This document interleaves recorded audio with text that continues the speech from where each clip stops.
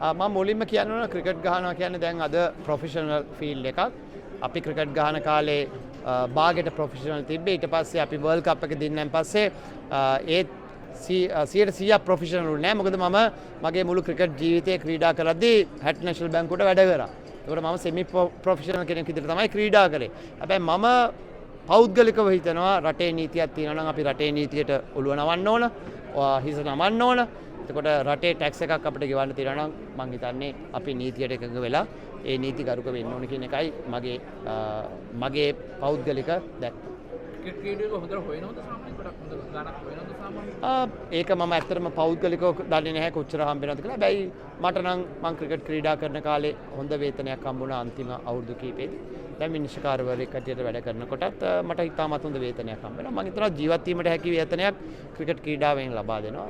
මං හිතන්නේ ජීවත් වීමට හැකි. මෙහෙම ඉරවීමක් තුල ක්‍රිකට් ක්‍රීඩාවට එන කට්ටියගේ අඩුවීමක් වෙන්න හැකියාවක් නැද්ද සාමාන්‍ය කියන්නේ? ඉස්සරහට මේ හම් කරනේම හරි මොන හරි ඉර වෙනකොට යම් නීති විලාස ඉනකොට මං හිතන්නේ ක්‍රිකට් ක්‍රීඩාවට එන ක්‍රීඩකයන්ගේ ප්‍රවණතාවය නැත්තම් ආසාව නැති වෙනවා කියලා. මොකද අපි නම් ක්‍රිකට් ගහන කාලේ මං හිතනවා අදටත් ක්‍රිකට් ක්‍රීඩා කරන හැම කෙනාම ආසාවෙන් ක්‍රීඩා කරන්නේ, ආදරෙන් ක්‍රීඩා කරන්නේ. මොකද ක්‍රීඩාවට ආදරේ නැත්තම් ක්‍රීඩා කරන්න ආසාවක් නැත්තම් ක්‍රීඩාවේ යෙදෙන්න හරි අමාරුයි. ඉතින් මං හිතනවා නවකෙන හැම ක්‍රීඩකයෙක්මත් ඒ අඩිතාලම තමයි තියෙන්නේ. විශේෂයෙන් ක්‍රීඩාවට ආදරේ, ක්‍රීඩා කරන්න ආසයි.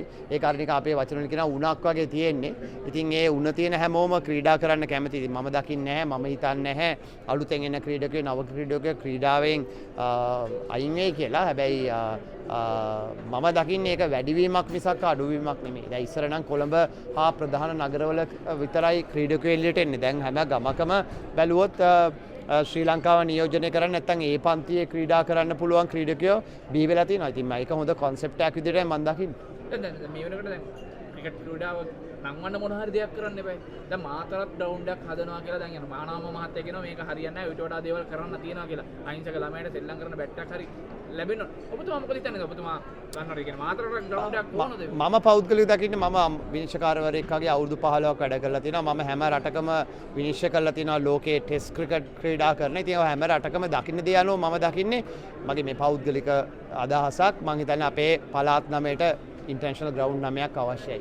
මම දකින්නේ. ඉතින් ඒක කොහොමද කරන්න කියන එක මම හිතනවා අනිවාර්යයෙන්ම අපේ ශ්‍රී ලංකා ක්‍රිකට් එකට ඉතාමත් හොඳ දැක්මක් තියෙනවා. ඒගොල්ලෝ ඉස්සරහා අනාගතේ බලලා කලින් හිටපු ශ්‍රී ලංකා ක්‍රිකට් එකේ නායකත්වය නැත්නම් ඒ හිටපු බෝඩ්ස් වල මම අනිවාර්යයෙන්ම මම දකිනවා යම්කිසි සැලැස්මක් තිබ්බා කියලා. ඉතින් සැලැස්ම අනුව තමයි වැඩ කරන්නේ. ඉතින් ඕකට එක එක කතා ඕන කෙනෙකුට ඕන විදිහකට කතා කරන්න පුළුවන්. හැබැයි මම පෞද්ගලිකව දකින්න රටේ ක්‍රීඩාව නම්වන්න නම් පළාත් 9ටම ටෙස්ට් ග්‍රවුන්ඩ් 9ක් අවශ්‍යයි.